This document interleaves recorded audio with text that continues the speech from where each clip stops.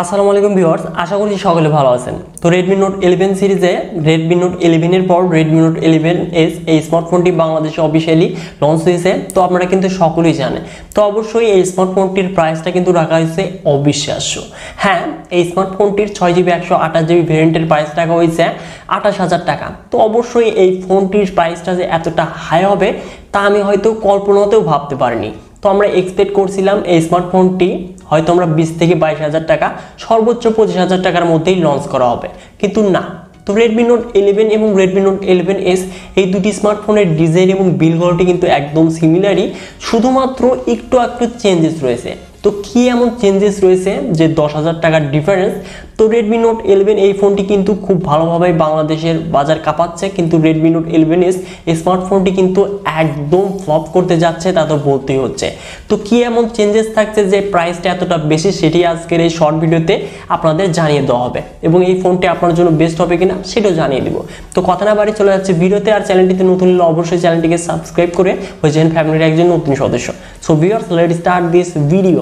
So viewers, প্রথমে যদি এই স্মার্টফোনটির ডিজাইন এবং বিল্ড কোয়ালিটি নিয়ে কথা বলি, তো Redmi Note 11 এবং Redmi Note 11s দুটি ফোনকে যদি এক জায়গায় রাখা হয় এবং কাউকে জিজ্ঞেস করা হয় এর মাঝে Redmi Note 11s এই ফোনটি কোনটি, সে কিন্তু দ্বিধাদ্বন্দ্বে পড়ে যাবে। তো অবশ্যই একদম সিমিলার এবং ওয়েটটাও একদম সিমিলারই হতে যাচ্ছে। তো এবার মুভ করা যাক এই স্মার্টফোনটির ডিসপ্লেতে। তো 6.43 ইঞ্চেস অ্যামোলেড ডিসপ্লে প্যানেল দেখতে পারবো, যেখানে থাকছে 90Hz রিফ্রেশ রেট, সাথে থাকছে 1000 নিটস ব্রাইটনেস, 409 ppi ডেনসিটি, এবং এই ডিসপ্লেকে প্রোটেকশনের জন্য থাকছে কর্নিং গরিলা গ্লাস 3। তো অবশ্যই এখানে যেহেতু আপডেটেড ভার্সন এবং প্রাইসটাও অনেকটা বেশি, তো 120Hz রিফ্রেশ রেট থাকলে অনেকটাই বেটার হতে পারতো। তো এবার যদি আসি এই স্মার্টফোনটির পারফরমেন্সে, তো MediaTek Helio G96 চিপসেট দেখতে পারবো এবং জিপিইউ হিসেবে থাকছে Mali G52 MC2। তো অবশ্যই এটি কিন্তু বড় আপডেটেড থাকছে এই ফোনটিতে। তো অবশ্যই MediaTek Helio G96 এর যে গেমিং পারফরমেন্স কতটা বেটার তা কিন্তু আমরা জানি। তো 16,500 টাকায় Realme Narzo 50 এই স্মার্টফোনটিতে দেখেছি। তো 16,500 যদি এই চিপসেটটি আমরা পেয়ে থাকি, তো 28,000 টাকা ভাবুন কতটাই ভালো। তো যাই হোক, আর কিছু বললাম না, কিন্তু পাবজিতে 40 FPS এর আউটপুটটা পেয়ে যাচ্ছে, এবং আপনারা যারা নর্মাল গেমার রয়েছেন, মানে একদম যে হাই লেভেলের গেমিং পারফরমেন্স পেয়ে যাচ্ছেন তা কিন্তু নয়। তো 16-17,000 টাকায় যে পারফরমেন্স, তো অবশ্যই সেই পারফরমেন্সটাই পেতে যাচ্ছেন এই ফোনটির থেকে। তো এবার যদি আসি এই ফোনটির ক্যামেরাতে, তো রিয়ারে দেখতে পারবো কোয়াড ক্যামেরা সেটআপ, যার মেইন ক্যামেরাটি 108 মেগাপিক্সেল, যার অ্যাপারচার ভ্যালু 1.9, সাথে দেখতে পারবো 8 মেগাপিক্সেল আলট্রা, 2 মেগাপিক্সেল ম্যাক্রো এবং 2 মেগাপিক্সেল ডেপথ সেন্সর, যেটি দিয়ে আমরা 1080p 30 fps এর সর্বোচ্চ ভিডিও রেকর্ড করতে পারবো। তো অবশ্যই 4K ভিডিও মিস করতে যাচ্ছে এই ফোনটি থেকে। এবং ফোনটি দেখতে পারবো 16 মেগাপিক্সেল সেলফি ক্যামেরা। তো অবশ্যই ক্যামেরাতে যদি বড় চেঞ্জেস দেখি, তাহলে অবশ্যই এখানে 108 মেগাপিক্সেল ক্যামেরা, এটি কিন্তু বিগ চেঞ্জেস। তাছাড়া বাদ বাকি প্রায় কিন্তু সিমিলারই।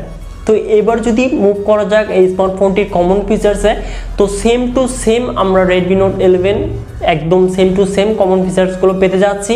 এবং সিকিউরিটি হিসেবে দেখতে পারবো সাইড মাউন্টেড ফিঙ্গারপ্রিন্ট স্ক্যানার এবং 5000 mAh ব্যাটারির সাথে 33 ওয়াট ফাস্ট চার্জিং সাপোর্টেড। তো এই স্মার্টফোনটি অবশ্যই যদি আমরা চেঞ্জেসের কথা বলতে চাই, সেই ক্ষেত্রে ক্যামেরাতে 108 মেগাপিক্সেল ক্যামেরা, অপরদিকে MediaTek Helio G96। তো MediaTek Helio G96 16,500 টাকায় আমরা পেয়ে থাকি এই চিপসেটটি। বড় যদি চেঞ্জেসের কথা বলি, সেই ক্ষেত্রে 108 মেগাপিক্সেল ক্যামেরা। তো এই ক্যামেরা কোয়ালিটি যে অতটাও বেটার তা কিন্তু নয়।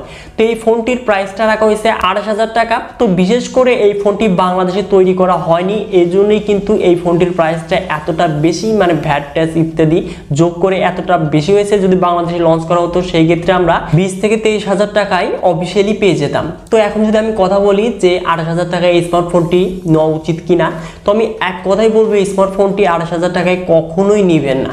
কেননা 28,000 টাকায় এর সাথে অনেক ভালো ভালো স্মার্টফোন কিন্তু বাজারে অ্যাভেলেবল রয়েছে। সো ভিউয়ার্স, আপনারা যদি এইরকম ডিজাইনের ওয়ালা ফোন নিতেই চান, সেক্ষেত্রে আপনারা Redmi Note 11 এই স্মার্টফোনটিকে নিতে পারেন। কেননা Redmi Note 11 এবং Redmi Note 11s সকল কিছুই, মানে একদম সকল ফিচার্সই কিন্তু সেম, শুধুমাত্র চিপসেট এবং 108 মেগাপিক্সেল ক্যামেরা এই দুটি কিন্তু চেঞ্জেস, এবং এই দুটির দামই কিন্তু 10,000 টাকা। তো যাই হোক, আজকের এই ভিডিওটি এ পর্যন্তই। আশা করছি ভিডিওটি ভালো লেগেছে। যদি ভিডিওটি ভালো লেগে থাকে, তাহলে অবশ্যই ভিডিওতে লাইক করে দিবেন। আর চ্যানেলটিতে নতুন হলে চ্যানেলটিকে সাবস্ক্রাইব করে হয়ে যান ফ্যামিলির একজন নতুন সদস্য। সো ভিউয়ার্স, দেখা হচ্ছে পরবর্তী নতুন কোনো ভিডিও নিয়ে।